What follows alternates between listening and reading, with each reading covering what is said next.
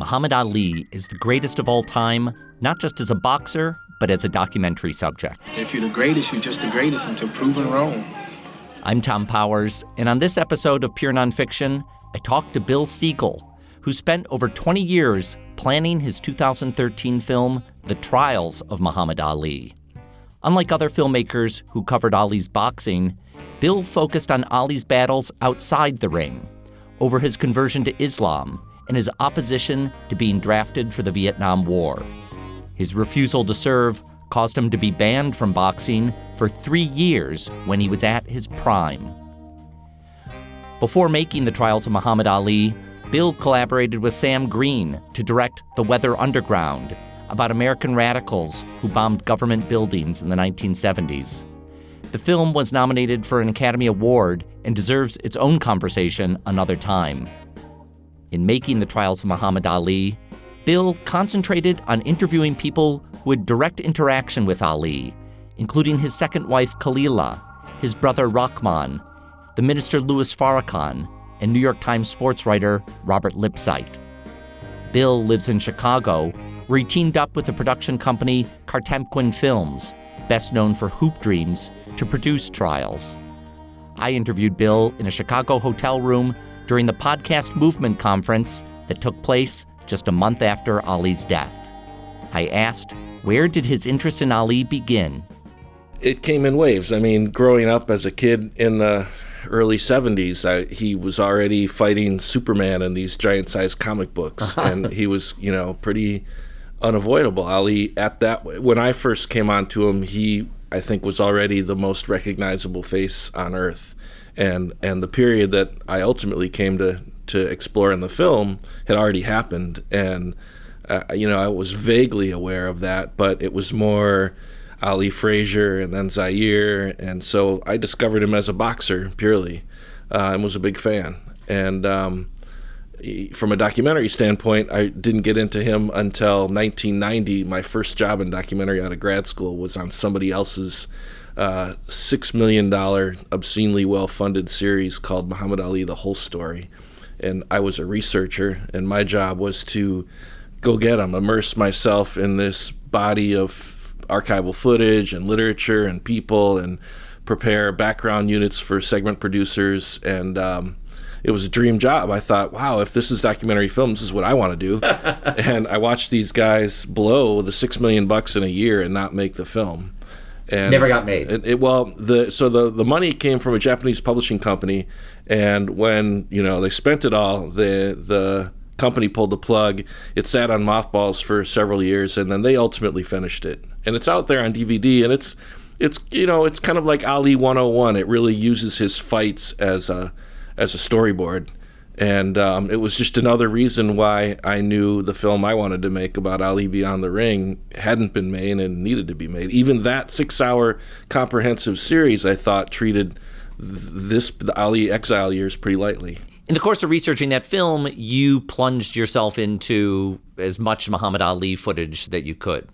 Totally. I mean, they had everything. And this was before ESPN Classic, so being able to see Ali's early fights in particular was really hard to do because of they were all bottled up with rights issues, but they had all of them. So, I got to see all of his fights, and that was, of course, a main attraction among everyone on staff there.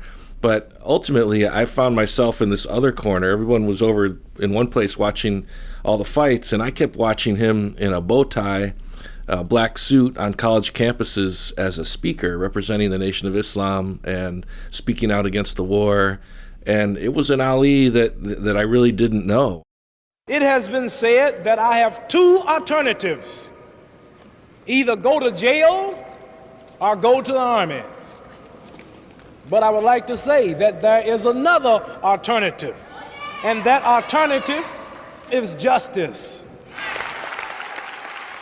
Between the fact that I was watching this company blow $6 million and not be able to tell Muhammad Ali the whole story, that's what it was called, I thought, I just want to tell Muhammad Ali this part of the story. And it stayed with me. And I literally had a box of research materials that I carried around with me for, well over a decade. I went on to make Weather Underground and did other stuff. And when I finally got back to it, I knew it just had already stayed with me. I had a list of the footage that I wanted to go back and get. I knew I had a short list of people I wanted to interview. I had a pretty clear idea of how I wanted to tell the story. But then I teamed up with Kartemquin, and particularly my producer, Rachel Pikelny, and editor, Aaron Wickenden, brought in they were discovering the story like I had years earlier.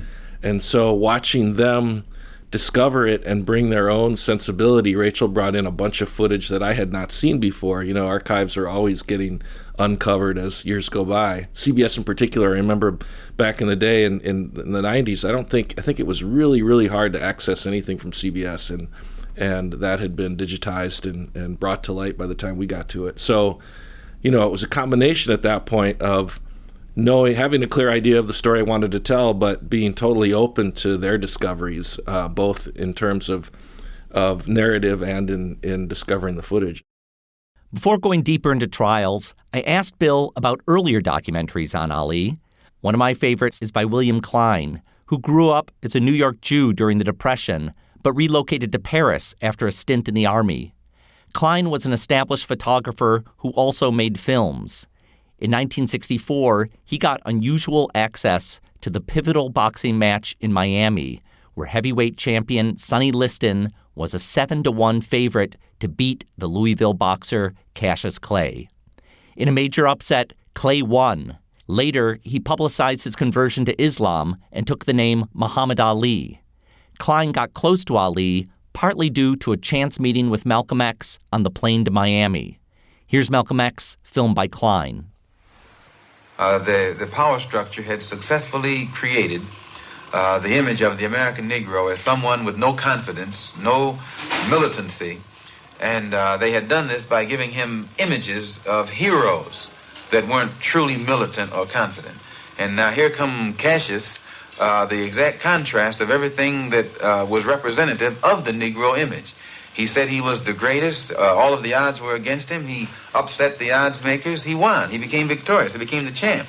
And the people who understand psychology and the effect that the psychological effect that the image of one's hero has upon the person himself, they knew that as soon as if people began to identify with Cassius and the type of image he was creating, they were going to have trouble out of these Negroes, because they'd have Negroes walking around the street saying, "I'm the greatest," and also Negroes who were not saying that they were nonviolent, and also Negroes who were proud of being black. Who would be proud of their own cultural background. All of these factors reflected the potential danger that was seen by the press was reflected in their questioning of Cassius during this fight. It was not a heavyweight championship fight physically.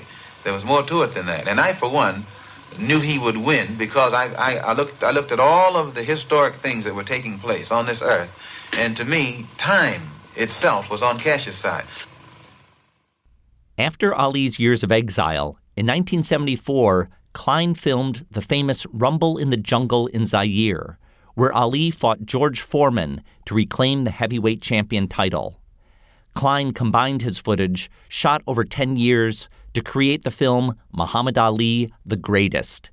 It's dazzling for its distinctive camera work and jump cuts. I love that film. It's a masterpiece. It's beautiful to look at. I mean, I think Klein's artistic sensibility shines in that film. And it also kind of leapfrogs over the period that I ultimately went into in the whole story. But he gets this early Cassius Clay, even before he's Ali, beautiful black and white stuff, and he had access and I think a pretty profound understanding of the moment he was in, William Klein, because he just, he seemed to be asking the right questions and be in the right place at the right time. In Klein's attention to the racial dynamics around Ali, he makes memorable portraits of the Louisville businessmen who were sponsoring their hometown fighter. I'm Gordon B. Davidson, attorney for the Louisville Sponsoring Group, owner of Cassius Clay, and the hired hand to keep the group and Cassius Clay together. Louisville Sponsoring Group was 11 Louisville businessmen, kind of out of central casting, bourbon, horses, tobacco, media, manufacturing. They really represented the power elite of the city. And they, all-white group of businessmen, got behind hometown hero Cassius Clay, who was on the rise and becoming a professional boxer. He'd won the Olympic gold medal, so he was already a hometown hero, really. And these guys wanted to make boxing was a notoriously mobbed up sport at that time, and they wanted to insulate Cassius Clay from that, and became his managing group. And it's easy to assume, looking at those guys, that they must have exploited the hell out of them, but actually they treated them very fairly. They'd never done this before. I really don't think they were in it for the money, but I also, they were on the doorstep of history. They thought they were going to be in complete control of this kid and drive him where they wanted him to go, not knowing who he was going to become, join the Nation of Islam, become Muhammad Ali, refuse to go to Vietnam. And incredibly, that happened right at the moment when the contract ran out. So, some of the guys definitely didn't want to go on any further. The Nation of Islam wanted to take over Ali's contract, and they did management, and they did, and that's kind of where they came in and out. So in William Klein's film, he has this incredible shot where I think all 11 guys are lined up. I don't know if it's nighttime or where it's shot, but there's really harsh lighting. So like half their faces are lit and half their faces are in shadow. And he moves from face to face, and he has each one of them say who they are. And it looks kind of film noir. And just the sound of their voices. They just go one by one. And I got to believe they didn't know what they looked like, in that scene. They're just introducing themselves, and it's Klein's mastery of aesthetic that really makes that shot. The combination of his aesthetic and just who these guys are is one of my favorite scenes in documentary period of all time. William Klein wasn't the only filmmaker at the 1974 Rumble in the Jungle. Leon Gast also captured Ali in Zaire. But due to problems with financial backers, Gast couldn't use his footage until years later when he completed When We Were Kings, that won the Academy Award in 1996. My impression of that film starts with my friendship with Leon, who I met on the $6 Million project that I call the Titanic. He was one of the segment editors. He was the last guy in. They had, we were well on our way to sinking, and it was already apparent to me, even as a first-time documentary guy, what a clown fest it was. And then in comes this, another guy, with all this footage from Zaire. What's going to happen now? But because this is before When We Were Kings has come out. He had shot all the footage, with several camera crews. He was hired by, I think, Don King to shoot the music part of what was happening in Zaire. He wasn't down there to film the fight initially. He had, I think, 3 camera crews down there.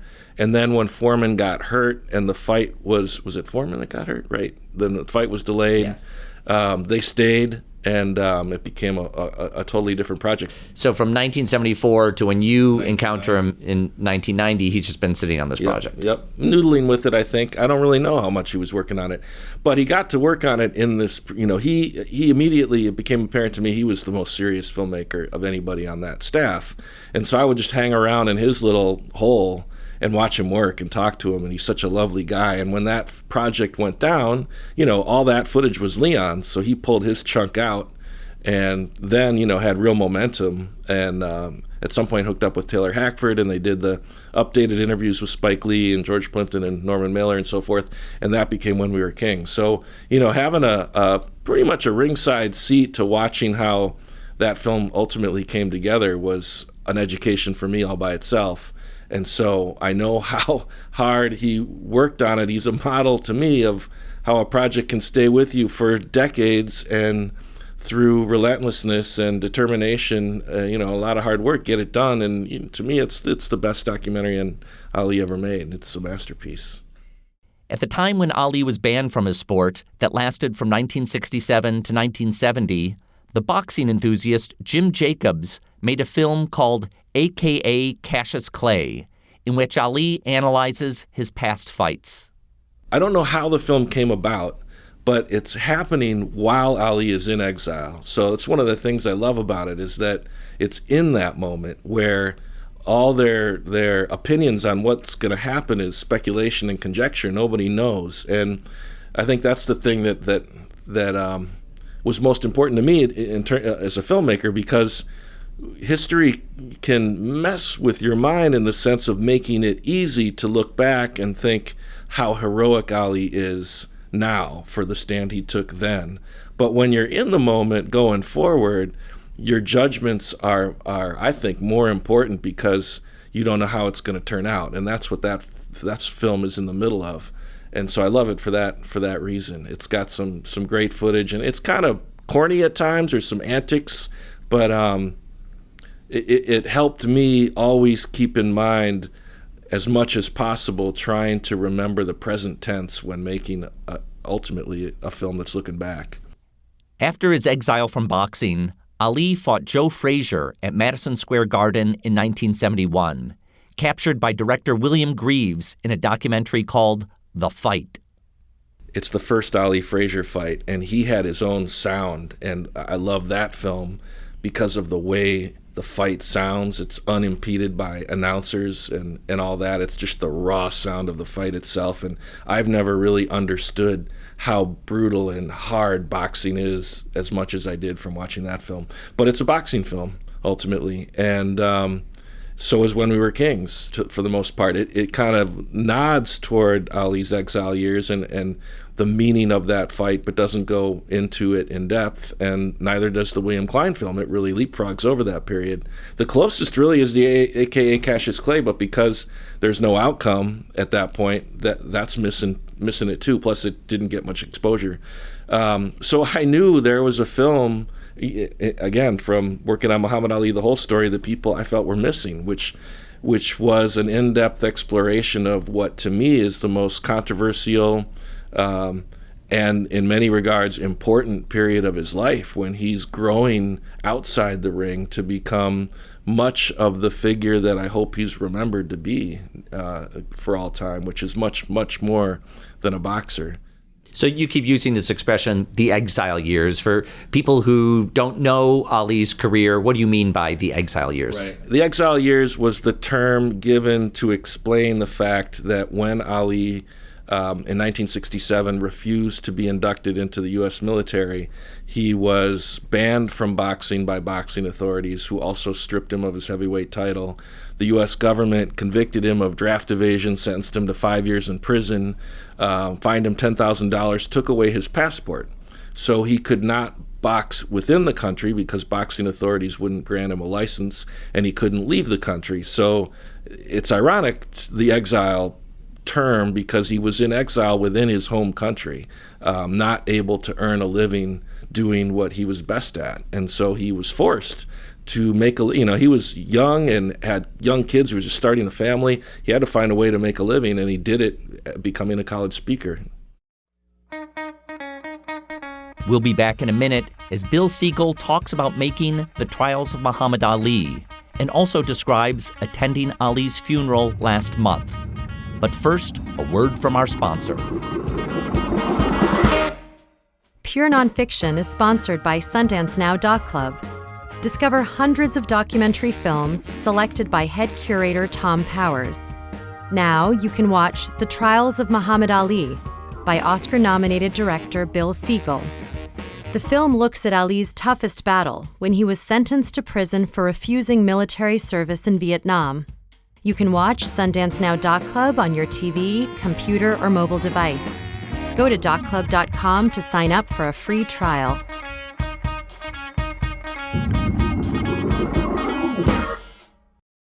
In The Trials of Muhammad Ali, director Bill Siegel opens the film with a British television talk show in 1968 during Ali's exile from boxing.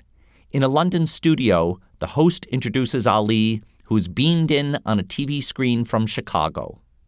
Thank you. Welcome to the show. Thank you for allowing me to come to you live by Early Bird Satellite. Now, let me just get a few facts straight with you. You're a professional fighter, right? I am a minister of the religion of Islam, also. A professional fighter and a minister as well. Yes, sir. David Susskind would like to ask you some questions. David? Well, I don't know where to begin. I find nothing amusing or interesting or tolerable about this man. He's a disgrace to his country, his race, and what he laughingly describes as his profession. He is a convicted felon in the United States. He has been found guilty. He is out on bail. He will inevitably go to prison, as well he should. He's a simplistic fool and a pawn. For me, most importantly, if the film's working, it ends up being a film that's at least as much about us and the evolution in our response to Ali as it is about Ali, because once Ali took the stand and refused to go, he never wavered from that. You know, he didn't apologize. He didn't end up going. He didn't leave the country. He stood still on that principle. And what changed was our response to him. And that's really what the beginning of the film is meant to lay out, is in, you know, hopefully a punch in the face fashion, the villain Ali of David Susskind excoriating him, you know, when Ali's in exile, literally trapped inside this black and white television, and Susskind has the safety of being in London on a couch, and he can rip into Ali, and Ali can't get anywhere near him. And then George Bush, former President George Bush, ultimately giving Ali the Presidential Medal of Freedom, which the highest civilian honor in the land.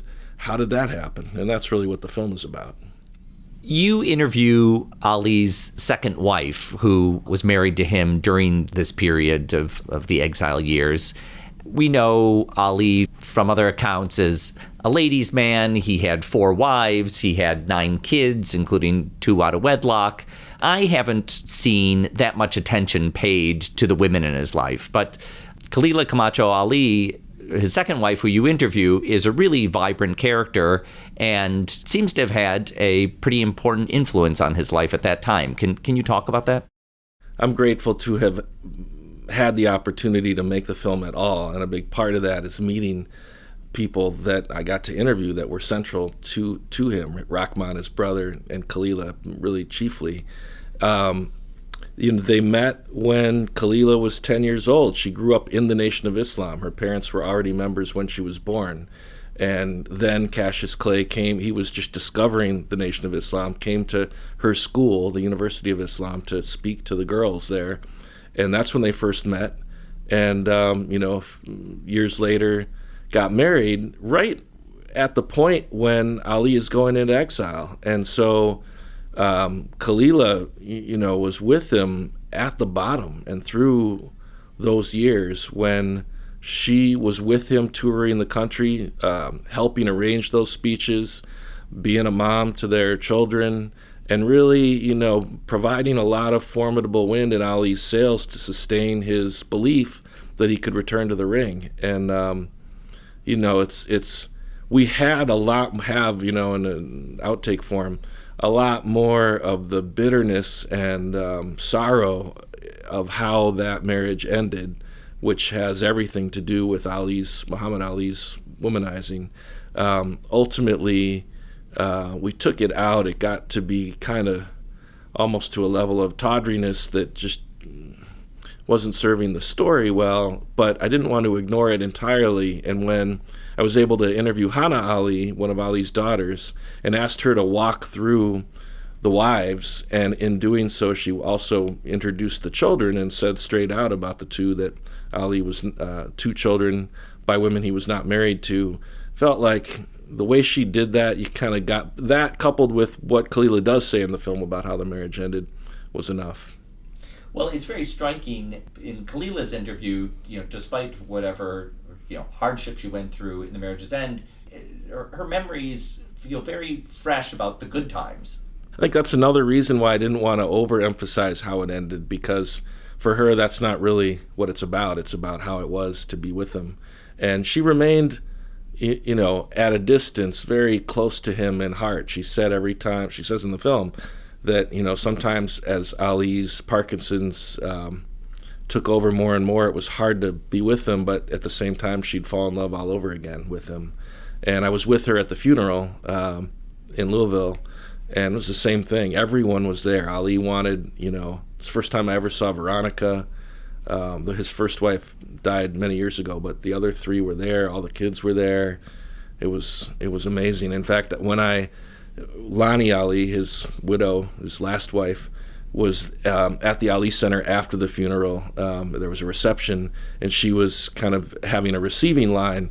And so I went up to pay my respects, and it turned out that the woman in front of me had a cell phone, and handed Lonnie the phone, and it was President Obama right there. You know, the whole world was mourning and celebrating Ali in Louisville. When you first approached members of Ali's family, what kind of coaxing did it take to get them to participate in this film? I have to imagine that they must get requests all the time, and there must be a little bit of fatigue in telling their story. Actually, I've done Q&As with Kalila, for example, where they asked her that. Why did you decide to do this film? And her straight-up answer is, because he asked me. And actually, she hadn't been asked very often, certainly not about this period, nor had Rahman. I interviewed Minister Louis Farrakhan. He told me nobody had ever interviewed him about Muhammad Ali before. Nobody. And Gordon Davidson, the last surviving member of the Louisville sponsoring group, of the people in the film, well, Bob Lipsyte probably had done the most on Ali. But I intentionally picked people who were first-hand primary sources who were there with Ali for this period of his life, knowing that they really were underregarded and hadn't really been asked much at all. And so the only person on my short list initially who I didn't get was Kareem Abdul-Jabbar. I wanted him because he was involved in this famous meeting where black athletes came together ostensibly to convince Ali to go to Vietnam, and came out of their meeting with him convinced he was sincere and ended up supporting him. Jabbar didn't want to do it. His agent told me that he was making his own documentary film and his relationship with Ali would be in that. So then I went to Bill Russell. He wanted $10,000 or $20,000. I don't have it. But that led me to John Carlos, who in some ways, I mean, I love everybody that's in the film, but John Carlos brought a soul and a humanity to the film that, man, I'm super grateful for. So describe who John Carlos is. John Carlos was is best known for his action in the 1968 Olympics in Mexico City after he won the silver. He was a track and field guy, and he and Tommy Smith won medals, and on the podium during the playing of the national anthem, they both raised black club-covered fists in that Black Power manner, and it was hugely striking and powerful and controversial. They paid dearly for that act when they got back to this country, faced a lot of hatred, but, you know, like Ali, John Carlos has come out the other side in terms of history's judgment, and he's now embraced as an American hero. One memorable interview in the film is Louis Farrakhan, the leader of the Nation of Islam. In this clip, Farrakhan talks about Ali's stand against Vietnam. You fight when you have something to fight for. But what are we fighting for? To tell me that I'm fighting for America and her way of life? What is her way of life? To come back home to injustice with all these medals on our chest? Hell no. Farrakhan is a divisive figure for his anti-Semitic and other extreme statements. I asked Bill why he wanted to include him. Again, in terms of the short list I had, I didn't want, it's not hard to find people to talk about Muhammad Ali, so it was a different kind of problem than I faced working on other films, and I knew it could fall into a tribute. I probably, if I wanted to, could have gotten Oprah Winfrey or Bill Clinton or Billy Crystal, and not to mention, Bob Costas or commentators, historians. I really didn't want any of those people. I only wanted people who were there. And from a Nation of Islam perspective, which was a formative part of Ali's life, there was really nobody better to get than the current leader of the Nation of Islam, who is Louis Farrakhan. And, he came up with Ali and in the Nation. So it was the hardest interview to get and the most intense interview I've ever done. He was ready, though, like I say, because he told me nobody had ever asked him about Ali, and I think he's great in the film. One of the things that you go into pretty deeply in the film is Ali's relationship with Malcolm X. Malcolm X was, I believe, a key figure in bringing Ali into the Nation of Islam before Malcolm X had his split with Elijah Muhammad. it's not that long after. I mean, I think it was 1964, right, when Ali comes into the Nation of Islam. Roughly, yeah. And then that's when he takes the name. Yeah. And it's a year later that Malcolm X has split from the Nation of Islam and then is assassinated. You have footage after Malcolm X's assassination of Ali being asked about it, and Ali really sides with the Nation of Islam. Malcolm X and anybody else who attacks or talks about attacking Elijah Muhammad will die. No man can oppose the messenger of Almighty God verbally or physically and get away with it. Did Ali in his life ever modify his view on Malcolm X? First off, I knew that I couldn't tell the story responsibly without exploring Ali's relationship to Malcolm X. And every time we went into it from an editing standpoint, it sent us down this. We had a lot more of it in the film. You could definitely make a film just on their relationship. And we pulled back ultimately just to keep the film moving forward. But and so unfortunately, when you make choices like that, stuff gets left out, including the fact that Ali has said that one of his few regrets in life is how he responded to Malcolm X's assassination, and that he really wished he had not done that to the extent that he did, and that found a way to remain friends with him because Malcolm was so important to Ali's life. So he did, and it's not really there in the film. I wish it was. But I do know that when I showed a fine cut of the film to Ali, which I really wanted to do before it went out in the world, he wasn't interviewed in my film because at that point he couldn't articulate verbally. He'd really lost his powers of speech due to the Parkinson's, but he could track entirely. And I watched him watch the film, and he would respond viscerally to different scenes, including the fact that when that part of the film with Malcolm X came on, Ali bowed his head and put his hand over his brow, and intentionally just seemed like he just couldn't watch that part. Unlike when Kalila came on, he completely lit up and just this big smile, jaw agape. And that's when I'm sitting next to Lonnie, and in between Lonnie and Muhammad, watching them watch the film.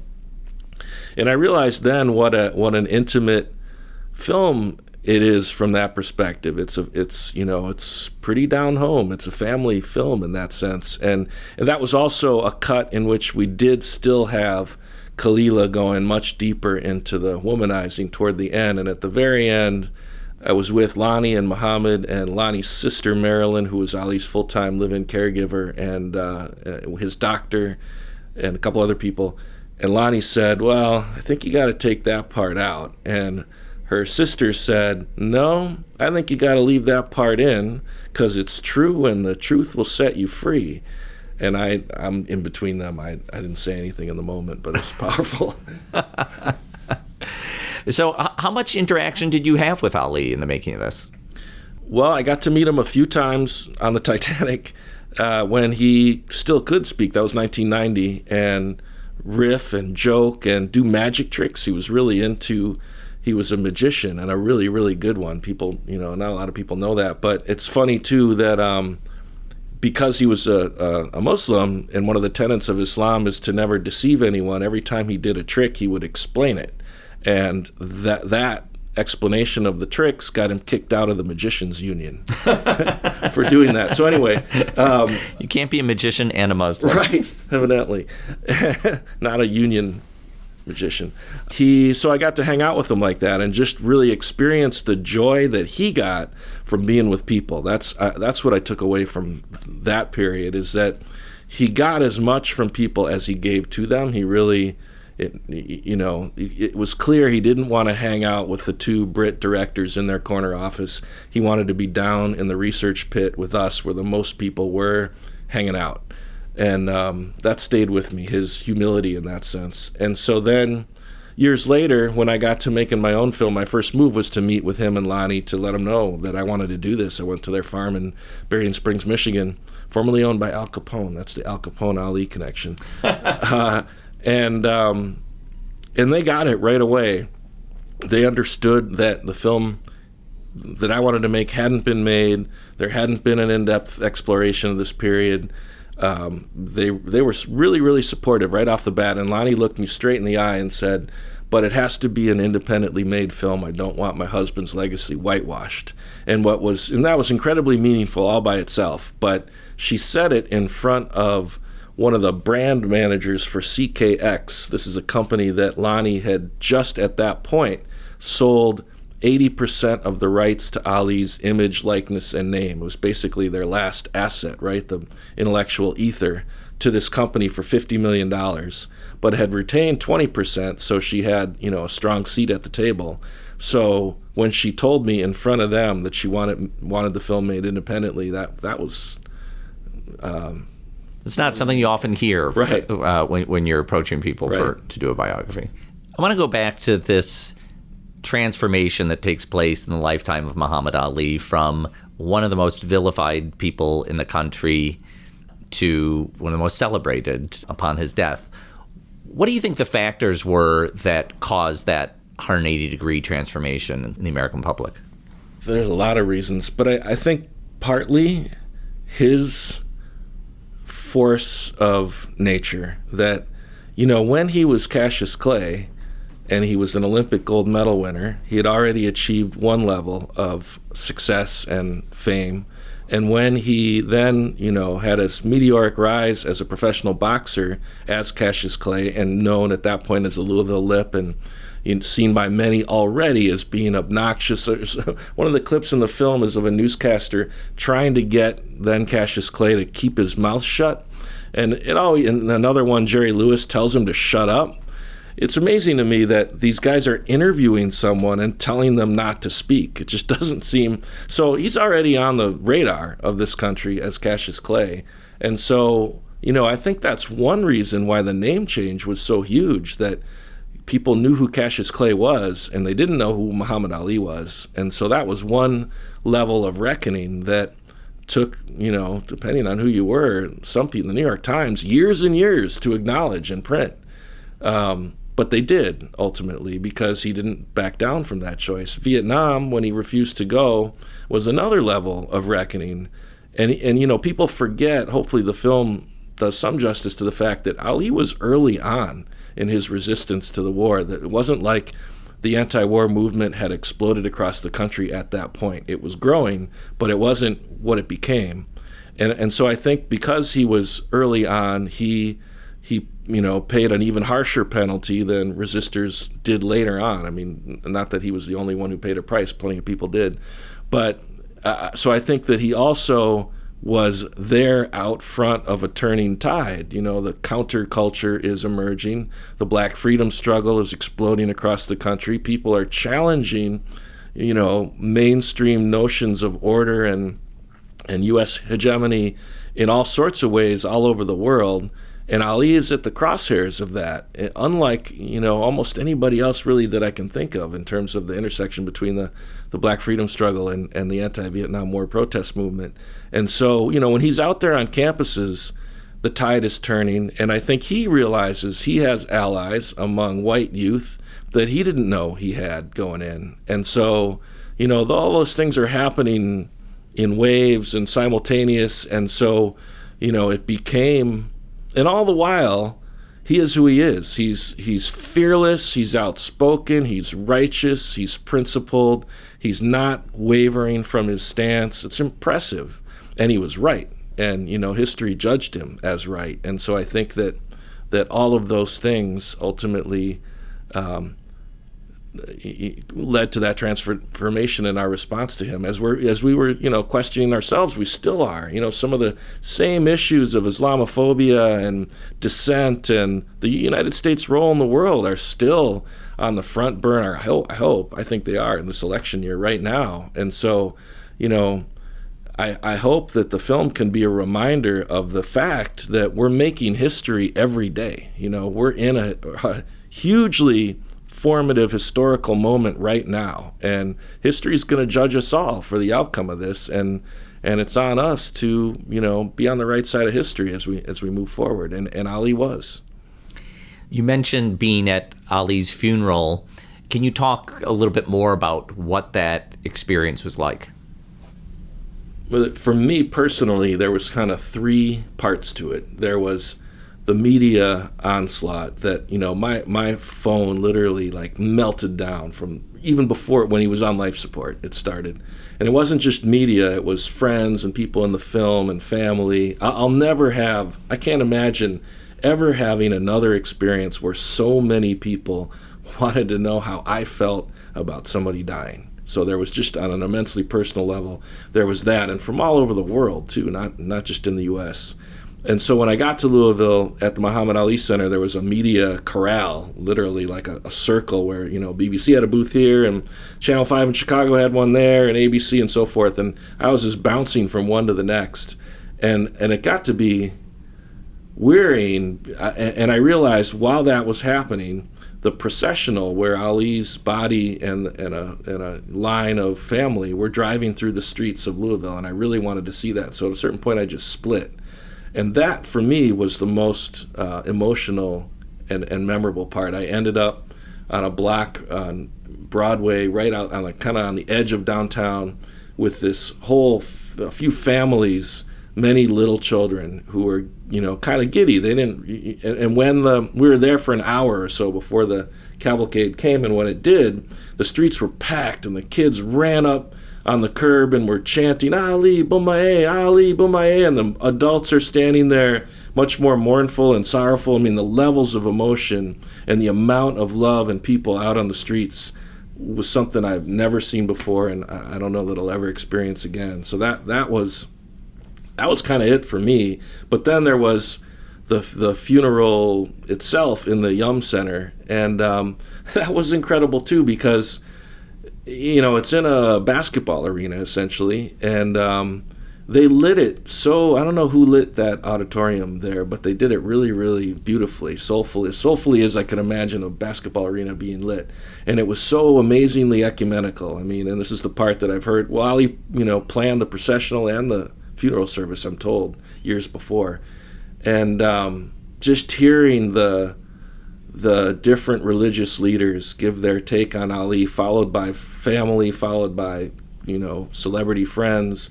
Nobody really crossed over with anybody else. It made me realize all over again how many different ways Ali moved people's lives, because it was like nobody said the same, nobody repeated anybody else. I couldn't believe that. And pretty much every speaker was tremendously moving. And it's just a testament to my firm belief that we're better collectively because of Muhammad Ali's presence in our lives. We're better as a people, but we got a long way to go, and I think he always knew that, and it was another way of him challenging us by bringing this service together to be the best of who we can possibly be as a people. That's how I took it.